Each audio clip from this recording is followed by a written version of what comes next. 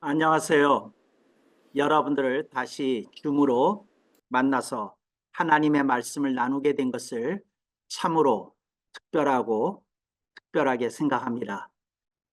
특별히 제가 지난번에 그 강의를 했던 빛이 잠시 있을 동안 그거는 제가 여러분들에게 발제를 하고 나중에 여러분들이 조금 곰곰이 생각해 보신 다음에 질의응답을 하면 훨씬 더 많은 것을 이렇게 나눌 수 있겠다 생각해서 제가 그 강론을 할 때는 그 발제에 치중을 했는데 끝나고 보니까 그 말씀을 그 질의응답으로 풀 수 있는 시간이 전혀 없어서 그것에 대한 어떤 질문이 있었던 것들을 제가 답변할 시간이 없었던 것을 조금 크게 아쉽게 생각합니다. 나중이라도 그 강의를 들으셨던 분들 가운데서 기억나는 것이 있으면 물으셔도 좋겠습니다. 저는 언제나 질문을 환영하고 또 질문 속에서 여러분의 의견을 듣기를 원합니다. 오늘 제가 강의하게 될 그 주제는 사실과 진실입니다. 제가 그 신학교에서 조직신학을 전공했습니다. 그래서 제가 오래전에 신학교에서 처음으로 그, 그 박사 학위 과정에 들어온 학생을 이렇게 이제 지도하게 되었는데 제가 그 지도를 맡게 되면서 마음속에 곰곰이 생각해 본 게 있었어요. 그게 뭐냐면 내가 박사 학위를 과정을 받는 사람에게 내가 특별히 그 강의를 해준다 그러면 어떤 내용을 내가 해줄 수 있을 것인가 이렇게 생각을 하고 제가 그것을 특별히 그 학기 중과 또 과외 중에 10번으로 나누어서 그 특별히 신학의 요강에 대해서 제가 이렇게 강론을 했던 적이 있습니다. 제가 그 말씀을 드린 이유는 무엇이었는고 하니 제가 그때 그 논문 지도하는 학생에게 그 제일 첫 번째 했던 강의가 오늘 말씀입니다. 사실과 진실.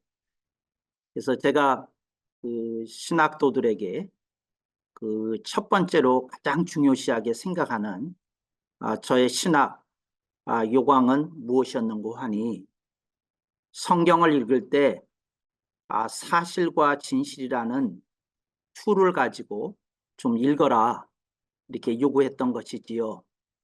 그래서 성경에 기록된 것이 그대로 액면 그대로 읽을 때 그게 사실이다.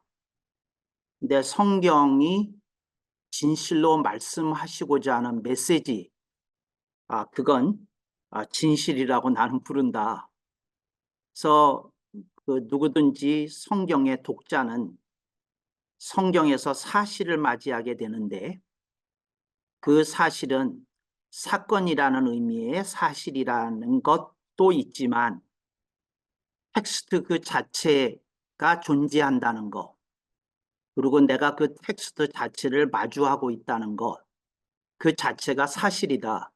그래서 그 본문이 제시하는 그 사실, 이걸 저는 영어로 bare fact라고 그랬는데 벌겨벗겨진 어떤 사실, 사건, 이제 그런 뜻이 되겠죠. 이제 그런 사실과 그것에 담고 있는 함의가 이렇게 제대로 이렇게 드러나게 될 때 그걸 진실, actual truth라고 부른다. 그런데 이거 안타까운 거는 똑같은 본문을 가지고 너무 다양한 해석이 난무하고 있다. 그랬을 때에 어떤 것이 과연 그 성경의 본문이 진짜 얘기하고 싶은 진실이겠는지 그걸 고민해 봐야 된다. 이제 이런 얘기를 했고요. 이 고린도전서 10장 1절로 2절 말씀은 신학적으로 굉장히 중요한 함의가 담겨져 있는 성구인데 그 중요성에 비해서는 많은 사람들에게 충분히 알려져 있지 않다. 이렇게 제가 얘기합니다. 이 본문을 보면 이스라엘 민족이 출애굽하면서 이제 그 갈대 바다를 건너가게 돼요. 그래서 그 갈대 바다를 건너가게 되는 그 사건을 그게 사건이었는데 역사적인 사건이었는데 출애굽했고 애굽 땅에서 시나이 반도로 넘어가는데 구름과 바다 속에서 이스라엘 민중이 통과했는데 그 사실을 가지고 그 사도 바울은 그들이 그 바다 속에서 세례, 뭐 침례라고 그러셔도 똑같은 말이 되겠습니다. 세례를 받았다고 해석했거든요. 그러면서 제가 재밌는 얘기를 했어요. 뭐라고 얘기를 했느냐면 성경 해석학을 가르치시는 분들이 그 금기시하면서 아주 통렬하게 지적하는 것 중에 하나가 성경의 알레고리적인 해석에 대해서 극히 경계하는 가르침을 주는데 나는 그런 그 강론을 접할 때마다 피식 웃음이 나온다. 왜 나오는 거 아니? 고린도전서 10장 1절로 2절 말씀을 이렇게 연상되어서 이렇게 웃음이 나오는 것을 참을 수가 없더라. 이런 고백을 합니다. 그 이유는 그 고린도전서 10장 1절로 2절에 있는 내용은 사도 바울이 말씀하셨으니까 용서되는 구절이에요. 근데 이거를 성경에 이런 해석이 없이 사도들의 이런 해석이 없이 누가 이런 얘기를 했다면 그 사람은 과장된 알레고리적 해석을 한다고 아주 혹독한 비판을 받았을 거예요.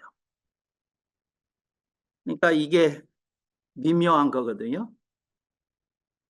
사도들이 알레고리를 사용하면 괜찮은 거고 우리들이 알레고리를 사용하면 혹독한 비판에 직면하게 되는 거고 이제 그런 것들에 대해서도 고민을 좀 해봤으면 좋겠다. 이제 그런 말씀을 나누면서 사실과 진실에 대해서 좀 고민을 많이 해야 된다. 그러면서 제가 이제 하는 얘기가 뭐라고 얘기하느냐 하면 우리가 너무 현실을 외면하고 사는 것 같다. 근데 무슨 현실을 외면하고 사느냐면 그 강단이라는 현장에서 일어나는 현실을 외면하고 사는 것 같다. 강단이라는 현장에서 무슨 일이 벌어지고 있는고 하니 똑같은 본문을 가지고 백인이 백색의 해석을 내놓고 있다. 그렇다면 성경이 진짜 말씀하시려고 하는 이런 경우 이제 본문이 제가 쓰는 용어로는 사실이 되는 거고요. 텍스트가 사실이 되는 거고 성경이 진짜 말씀하시고자 했던 메시지는 이게 이제 진실이 되는 건데 어디서 찾는 거냐? 그 진실은. 그래서 제가 이제 박사과정에 있는 그 춘학도에게 그걸 이제 철저하게 입문하도록 이렇게 얘기를 합니다. 그래서 진실이라는 게 이렇게 다양할 수 있는 거냐? 그렇지 않으면 우리가 범위를 상당히 좁혀야 되는 거냐?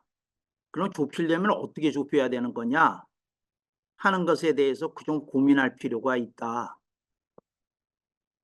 그러면서 제가 제 소견을 얘기를 하기를, 교회는 강단에 의해서, 그러므로 교회는 강단에 의해서 흥하고 강단에 의해서 망한다. 근데 강단의 백인백석의 그 컬러풀한 스펙트럼 때문에 교회의 확장성이 생겼지만, 그 확장성으로 인해서 교회의 복음의 본질이 훼손 내지 파손된 것을 아무도 모르고 있다. 그래서 계속 권장을 하는데, 하나님의 말씀을 본인의 개성적인 컬러를 담아서 설교하는 걸 계속 현대 설교학에서 권장하고 있는데,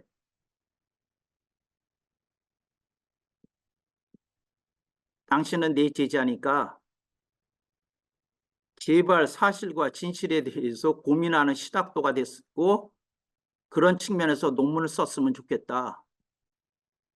어떤 주장이든지 할 수 있다. 그러나 그것이 사실과 매칭이 되는 진실인지 아닌지에 대해서는 좀 혹독한 고민을 해야 된다. 정말 어려운 프로세스를 통해서 검증을 스스로 해내는 실력을 갖춰야 된다. 그 얘기를 한 거죠. 그래서 저는 묻는 거죠. 우리가 사도 바울이 이런 말을 안 했다고 가정했을 때, 우리는 출애굽했을 때 그 갈대 바다를 건넌 그 사건을 우린 이렇게 해석할 수 있는 건지, 또 이렇게 해석했으면 혹독한 비판을 피할 수 있는 건지, 그리고 우리는 과연 어디까지 알레고리를 받아들일 수 있는 건지, 사용할 수 있는 건지 조금 제대로 고민하고 그랬으면 좋겠다 하고 나누죠. 그래서 저는 그 여러분하고 이제 말씀을 나누면서 그 제 강의를 듣는 여러분들 가운데 어떤 이들은 좀 불편할 수도 있는데, 저는 이걸 말씀드리고 싶은 거예요. 뭐를 말씀드리고 싶으냐면, 정면으로 보라는 거. 하나님의 말씀을. 그래서 하나님의 말씀에 그 텍스트 자체, 그 문자 자체, 문장 자체가 되어 있는 그 사실하고, 거기서 우리가 진짜 전달해야 되는 actual truth, 그 진실은 과연 매칭이 일어나고 있는 거냐? 그러니까 주님이 우리 설교를 심사하시면, 그래, 네가 오늘은 그 본문이라는 사실에 입각해서 복음이 말씀하고자 하는 진실된 메시지를 너는 오늘 잘 설교하였다. 주님의 이게 칭찬을 들을 수 있는 일인지, 그러지 않으면 너는 오늘 개성에 치중하였다. 너는 네 개인 의견이 너무 많이 들어갔다. 이런 부분 저런 부분에서 그런 게 나올 수 있는 부분은 아닌지 생각해 봐야 되거든요. 저는 성경에 그 울타리가 있다고 생각해요. 해석의 울타리가 있다고 생각해요. 근데 현대 설교학에서는 설교의 울타리를 부정한 지 오래됐어요. 오래됐어요. 20세기에 이미 부정했으니까. 그래서 말씀의 확장성에, 이건 제가 쓰는 용어입니다. 말씀의 확장성에 너무 치중했어요. 그래서 울타리가 없는 것은 뭐냐면, 어떤 설교를 가지고 안 해도 되는 것이 있으면 울타리고요. 안 해, 그, 안 해야 되는 것이 없으면 울타리가 없는 것인데, 울타리가 없는 것 같아요. 저는 울타리가 있다고 믿는 쪽이니까요. 그러니까 저는 성경에 그렇게 다양한 해석을 지지하지 않아요. 왜냐하면 예수님이 그렇게 다양한 함의를 가지고 어떤 말씀을 했을 거라고 생각하지 않거든요. 예수님이 물 떠오라 그러셨으면 물 떠오라 그러셨던 말씀이겠지. 거기에 그렇게 많은 알레고리가 들어갈까? 이제 그거에 대해서 회의적이라는 거죠. 그런데 오늘 본문은 또 희한하게 사도 바울은 알레고리를 사용해서 어떤 진리를 우리에게 숨겨뒀던 진리를 명백하게 드러내고 있더라는 것이지요. 이게 이제 이중성인데 이제 고민해야 되는 거고 이제 아파야 되는 거고 그러거든요. 현대 설교학은 어디에 서 있느냐면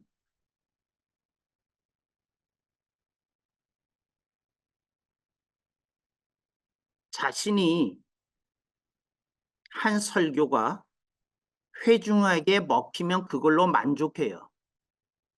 그러니까 일종의 설교 성과주의라고 생각해 볼 수 있어요. 그리고 또 하나 제가 안타깝게 생각하는 거는 뭐냐면 그 본인들이 갖고 있는 어떤 소견이 신학적인 소견이나 그 어떤 툴이 너무 견고해 가지고 그 견고한 것이 성경 텍스트 자체가 제시하는 울타리인 것으로 생각하는 사람이 의외로 많다는 거죠. 그 참 이걸 어떻게 생각해야 되는지 어떻게 고민해야 되는지 이루다 말할 수 없네요.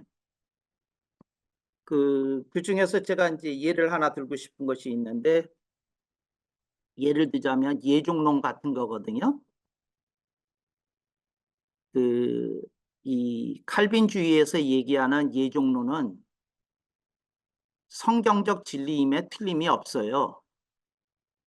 그런데 어떤 이들이 설명하는 예정론은 그 설명 자체는 성경이 제시하는 예정론이 아니에요.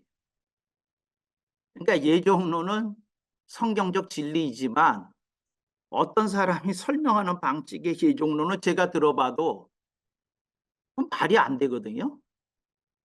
근데 본인이 예종론을 지지하는 입장에서 그것을 전개하고 있기 때문에 그게 틀림없을 거라고 생각한다는 거죠.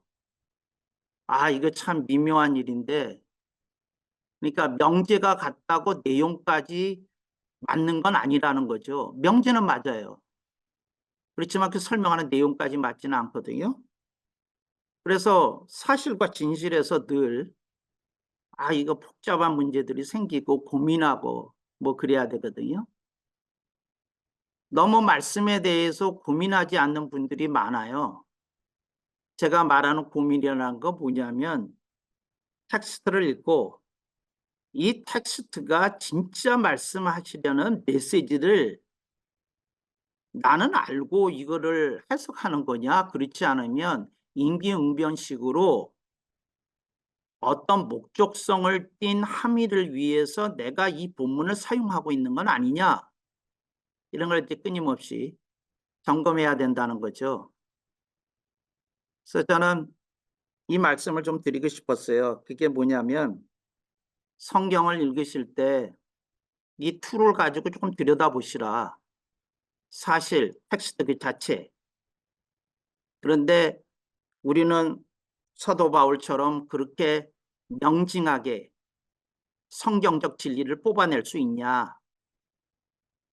근데 우리가 그렇게 명징하게 뽑아낼 수 없다면 우리에게는 뭐가 부족하거나 결핍된 거냐?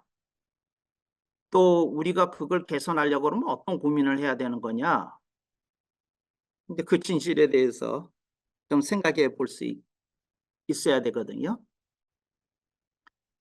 근데 한 가지 예를 만들자면 세례론만 해도 교단이나 교파적으로 굉장히 다양한 해석이 있거든요.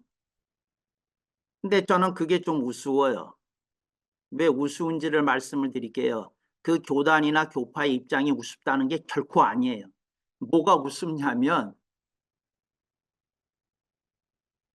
그렇게 상이한 주장을 어떤 대목에 가서 막 하는데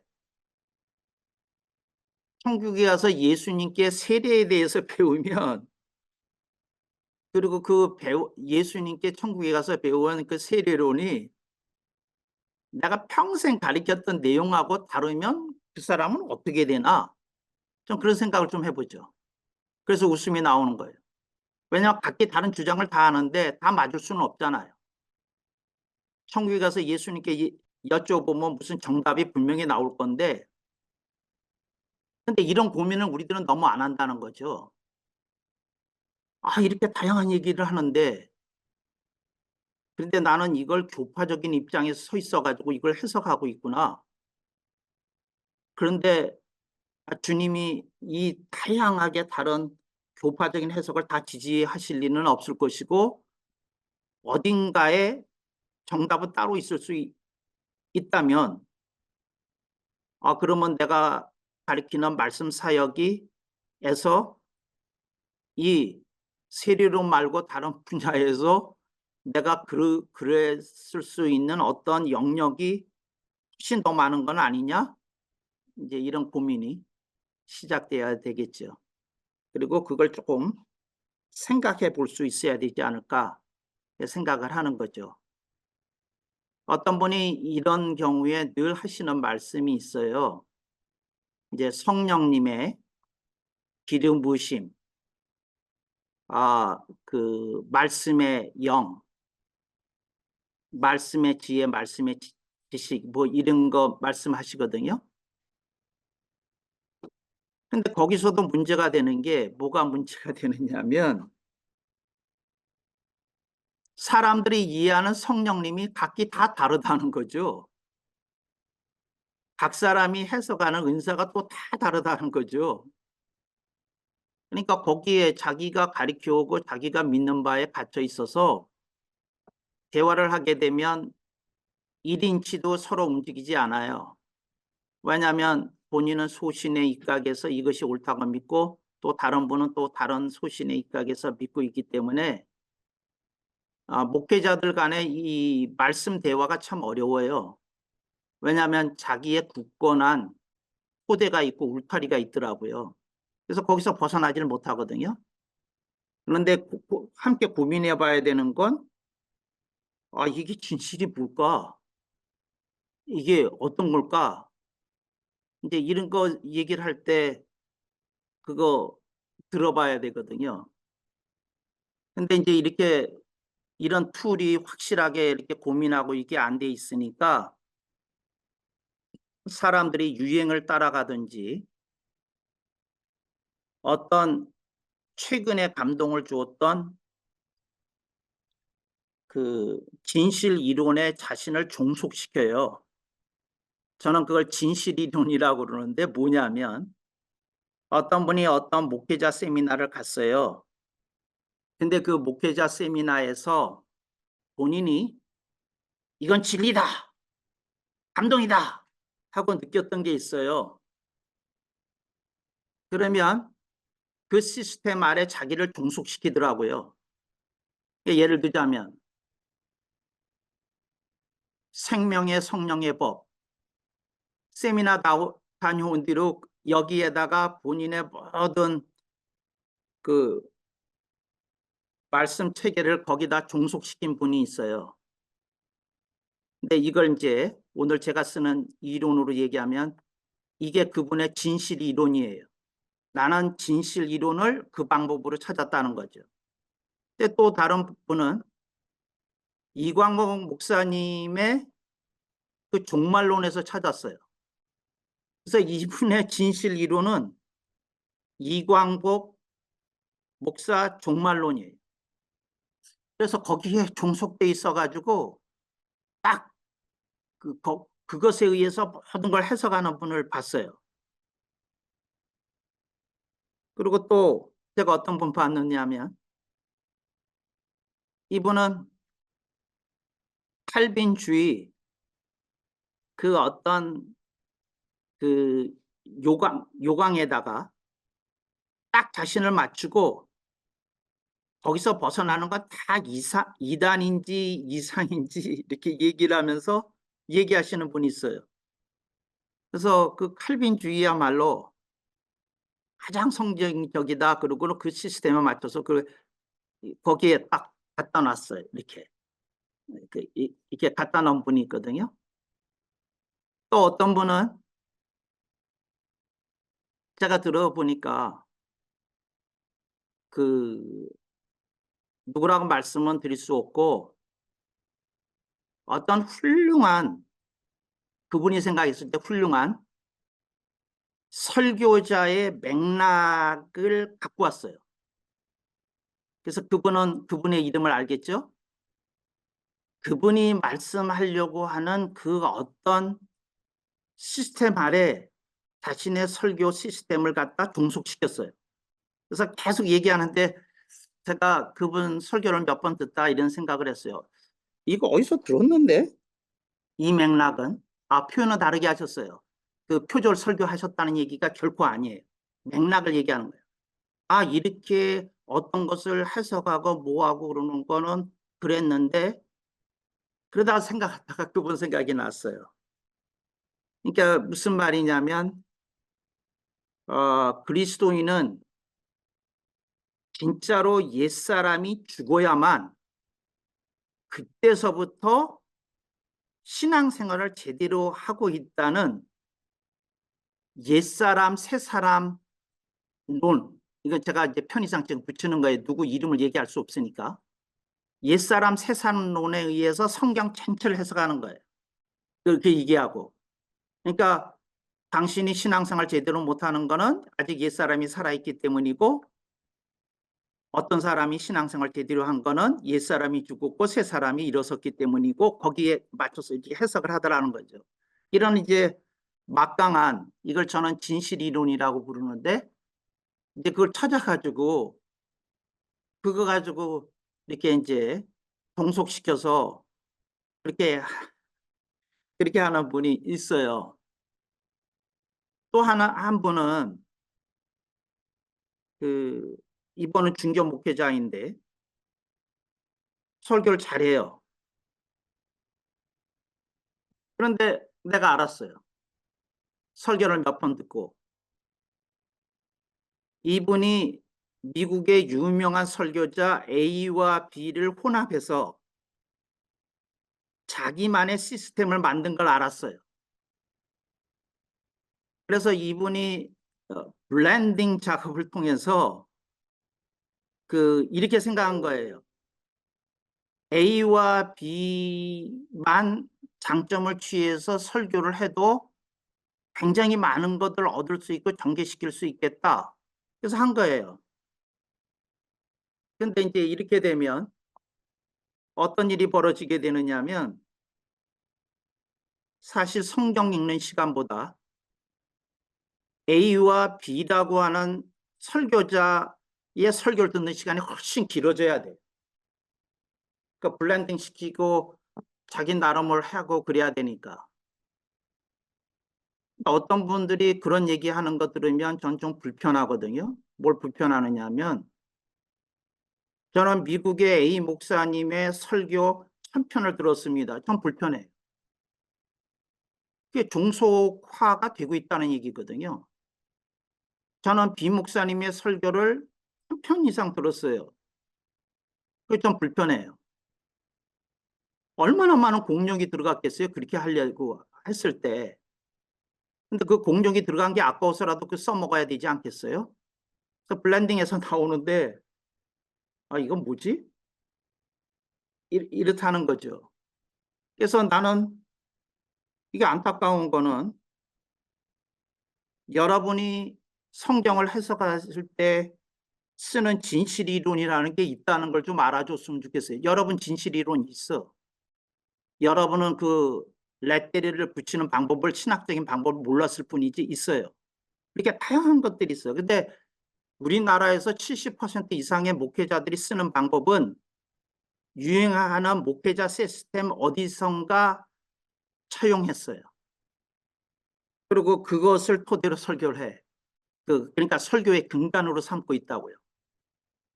근데 저는 묻고 싶은 거죠.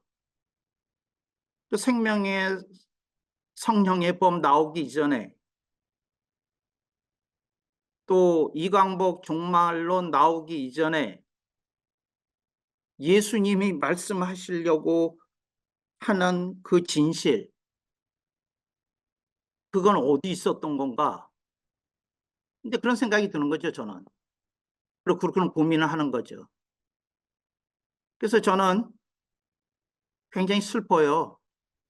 뭐가 슬프냐면 사람들이 몰라요. 강단에 의해서 한국 교회가 흥하고 세계 교회가 흥했는데 강단에 의해서 세계 교회가 망했어요.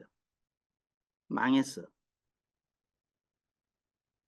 저는 그걸 대표적인 케이스를 스펄전 목사님한테서 찾거든요.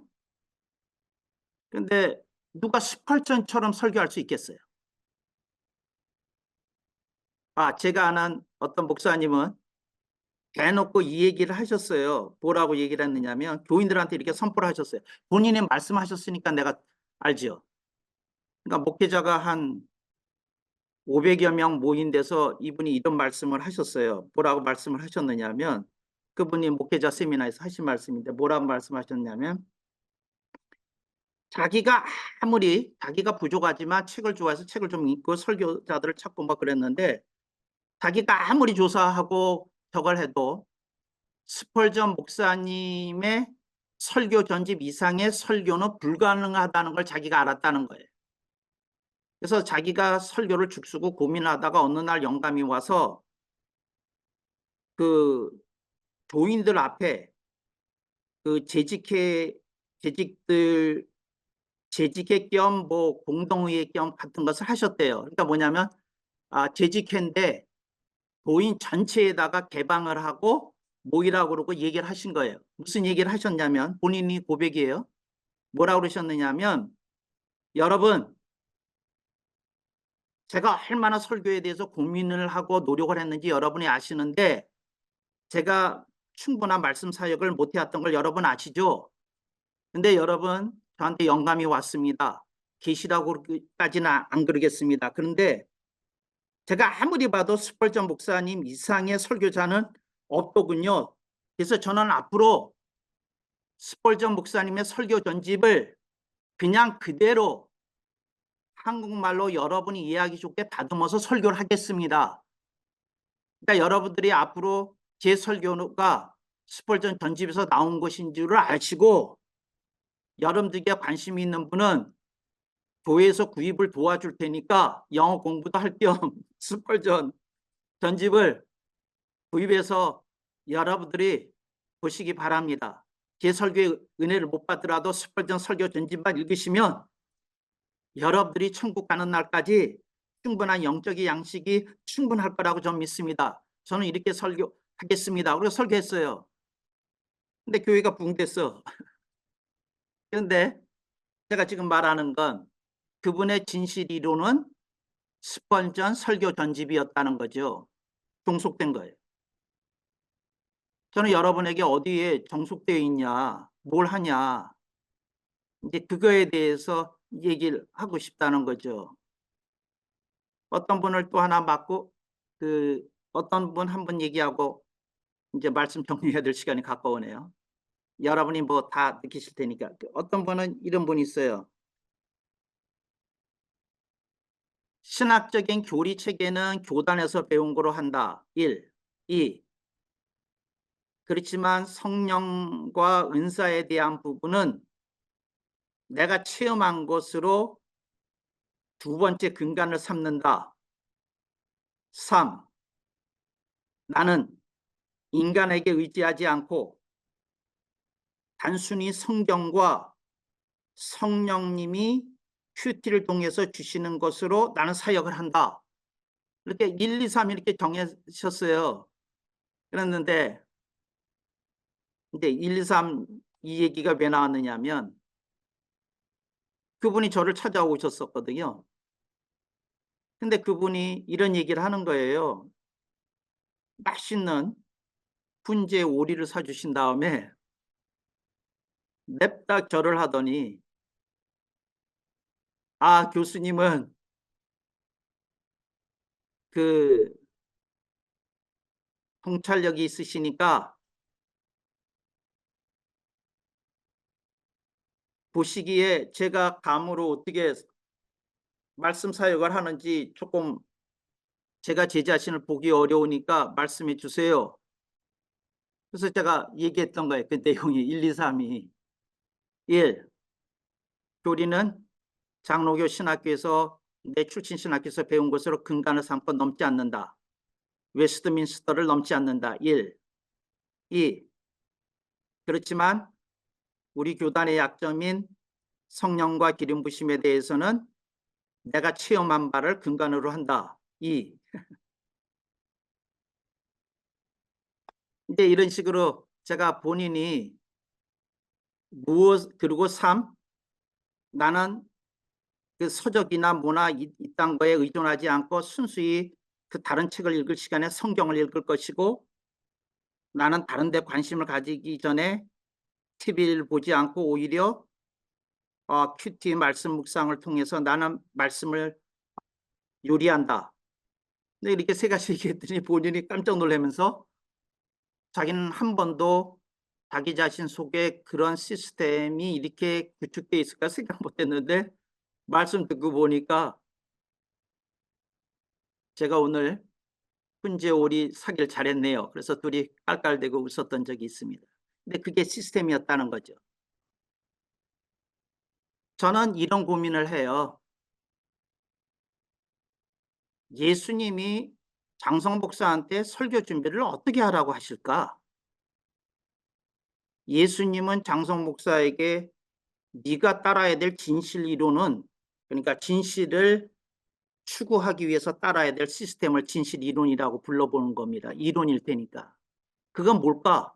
이제 그런 걸 고민하는 거죠. 그리고 제가 그 박사 과정에 입문한 제 제자에게 그 얘기를 한 거죠. 이걸 고민해야 된다. 이걸. 근데 지금 고민하는 게 다행이다. 이 다음에 교수도 되고 훌륭한 목회자도 될 텐데 사실과 진실을 지금 고민을 충분히 해서 제대로 된 제대로 된 그 시스템을 좀 갖추기를 바란다. 그런 얘기를 했었죠. 그래서 사실과 진실이다. 이제 이런 거예요. 그 모세 얘기하고 마치겠습니다. 모세가 모세오경을 썼다는 유다교의 전승이 있고요. 또 우리 보수 신학에서는 그것을 이렇게 그 역사적 사실로 이렇게 받아들입니다. 그런데 그 모세가 그 이렇게 받아들인 그 내용 그게 사실이잖아요. 그게 모세오경이 됐어요. 근데 그 모세오경을 가지고 유다교라고 하는 종교가 출현했다는 거죠. 근데 그 유다교는 모세오경에 충실하고자 한 것이었는데 그들의 진실 이론은 제가 쓰는 용어로 진실 이론은 이제 모세오경은 사실이고 그 모세오경에서 뽑아낸 진실은 율법이다. 그리고 그것에 의해서 형성된 탈무드다. 그리고 이제 이런 것들을 어떤 걸 형성해 냈다는 거죠. 근데 우리가 모세에게 물어보면 무슨 말을 할까? 모세가 진짜 하고 싶었던 말이 무엇이었을까? 이걸 조금 더 고민해 봤어야 되는데 모세가 주어졌던 텍스트에 함몰되다 보니까 유다교라고 하는 체계 종교, 문서의 종교, 율법의 종교가 출현했다는 거죠. 근데 기독교는 그런 전철을 밟지 않았다고 말할 수 있나? 이런 거죠. 제가 이제 그런 얘기를 하게 된 그 관점 중에 하나는 뭐냐면, 기독교가 중세 때까지, 기독교가 중세, 그리고 그 이후에도 영향은 이어져 오고 있습니다만, 중세 때까지 성경의 텍스트를 읽는데, 성경의 텍스트를 읽는데 두 사람을 벗어나질 못했어요. 중세 기간 내내. 플라톤하고 아리스토텔레스예요. 아니, 저는 신학을 연구하면서 기절하는 줄 알았다니까. 이게 이 신학 자체가 플라톤 내지 아리스토텔레스의 그 철학 이론을 근간으로 해서 성경을 다 해석해 놓고 그 시스템을 짠 거예요. 저는 정말 이렇게 좀 공부하다가 기절하는 줄 알았다니까요. 이게 도대체 뭔가? 그래서 인간이라는 건 끊임없이 종속된 이론을 찾아다니는 것 같아요. 자기만의 그 어떤. 그래서 중세에는 플라톤 내지 아리스토텔레스가 훨씬 영향이 강했습니다. 근데 플라톤 내지 아리스토텔레스에 의해서 신학이라고 하는 규범을 만들고 시스템을 만들고, 거기서 그리고 그 해석의 영향으로 우리가 다른 주석을 지금 알아보고 있는 거거든요, 사실은. 이게 뭐 어떻게 해야 되는지, 이게 어떤 것들이 있더라는 거죠. 저는 여러분한테 이렇게 얘기를 하고 있는 중입니다. 그리고 말씀 마칩니다. 뭐냐면, 우리가 목매한 데서 좀 깨어나야 돼요. 우리는 너무 많은 걸 모르고 있어요. 근데 우리가 좀 더 그 사실에서 진실을 뽑아내려고 그러면 우리가 고민을 엄청 해야 되고요. 그리고 엄청 몸부림쳐야 되고요. 그리고 주님이 제발 우리들에게 이 부족하고 결핍된 우리에게 제발 긍휼히 여기사 성령님으로 어떻게 말씀의 빛을 조금 비춰주셔서 우리가 깨닫고 제대로 하게 하셔서 우리가 예수님의 제자로 말씀 사역을 해야지, 어떤 인간이 만든 어떤 진실 이론에 종속되는 일이 없도록 벗어나는 그 고민을 해야 되지 않을까. 그래서 여러분과 고민하려고 말씀드렸습니다. 여러분 사랑하고 존경하고 응원합니다. 말씀 마칩니다.